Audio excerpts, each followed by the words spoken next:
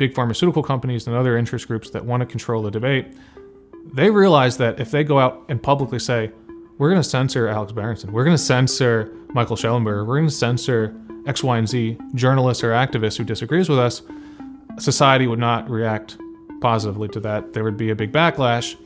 So what they do is they fund third-party groups that seemingly seem removed from the pharmaceutical companies, which then dictate to Twitter, social media platforms, and other stakeholders who to censor, who to deboost. And so these kind of layers are important to unpack. In his reporting, Fang breaks down. I'm excited to be joined by Fang, investigative reporter Fang. Fang. Esteemed members of the Select Committee, my name is Fang. I had looked at some of the pharmaceutical influence at Twitter, done a little bit of reporting there. That was some of the first reporting that showed that pharmaceutical companies had made a concerted effort on shaping what was allowed and not allowed on Twitter. And it kind of led me down a path to getting access to these Moderna reports, these Moderna documents that showed that late in the pandemic, in 2023, as there was waning interest in the vaccine, as Americans were not getting their boosters, they were not buying vaccines, the government was not buying vaccines in the way that these pharmaceutical companies had hoped. People are not getting extra boosters that they had expected.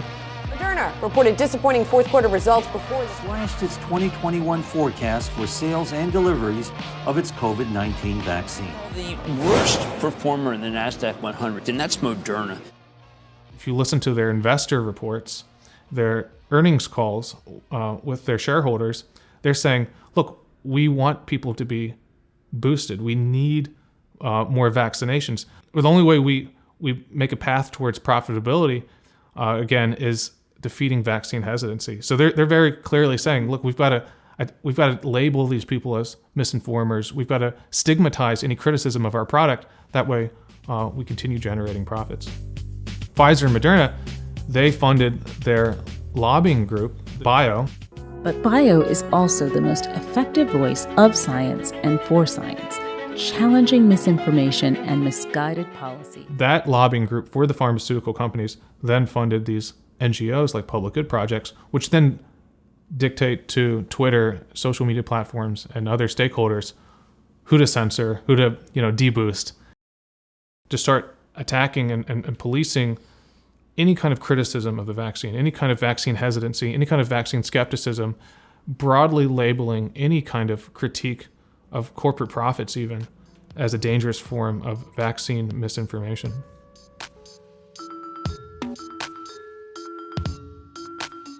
Moderna filed a disinformation report on Novak Djokovic. Novak Djokovic famously was unvaccinated. His unvaccinated status kept him from coming to the U.S., competing for multiple years in the U.S. Open. He's finally allowed to come in 2023 and compete in the U.S. Open. Should be able to successfully serve and volley sometimes. It's the Moderna-sponsored tennis championship. He crushes it. He wins the competition. He doesn't make any political statement. He doesn't talk about the vaccine, but just the fact that he won by being unvaccinated and returning to the U.S. and winning this championship. Vaccine makers like Moderna, in their disinformation report, said that this was a big problem for him. This was a form of disinformation just because the optics of, and this is in their words, the optics of Djokovic coming back and winning the U.S. Open posed a challenge to their business model. To basically, they were saying that Djokovic would lead to more vaccine hesitancy just by existing. And so they saw that as dangerous to them. New documents reveal pharmaceutical company Moderna's alleged attempt to control the debate around COVID-19 vaccines. The Moderna misinformation reports reveal what the pharmaceutical company was willing to do to shape public discourse around COVID vaccines. The only kind of criticism, pointed criticism you could find of vaccine policy and pharmaceutical companies came from independent voices. And so perhaps it's not a great surprise that Moderna focused its ire on these independent voices.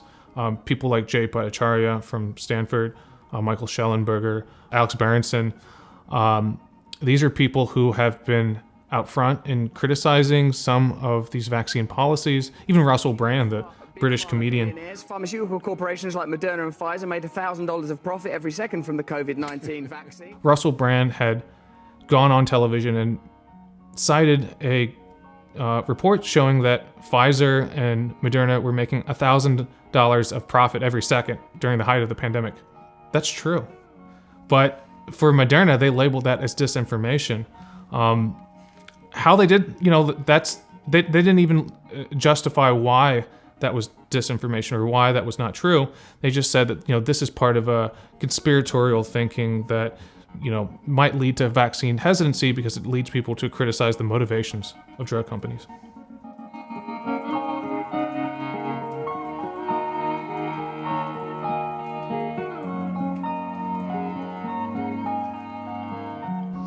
For any massive corporation, whether that's an oil company or a tobacco company or a big bank, to use their surrogates to shape what we're allowed to say on social media, criticizing their product, criticizing or even discussing public policies that compel us to buy their product, and for them to rope in trusted academics and public health officials to then be their ambassadors to stigmatize and criticize journalists or other experts simply for critiquing the efficacy of their products. That shouldn't be a left or right issue. I think anyone kind of concerned with the corruption of the public debate of the influence of money in politics would say, hey, we've got an issue here. If one big corporation or just one industry group has too much power in both our public debate and our public policy. But unfortunately, the pharmaceutical companies, the biopharma companies behind these vaccines have really done a great job in co-opting the culture war and kind of blending their own corporate motives with the perception of public health and protecting society from a dangerous virus, and concealed their profit motive here.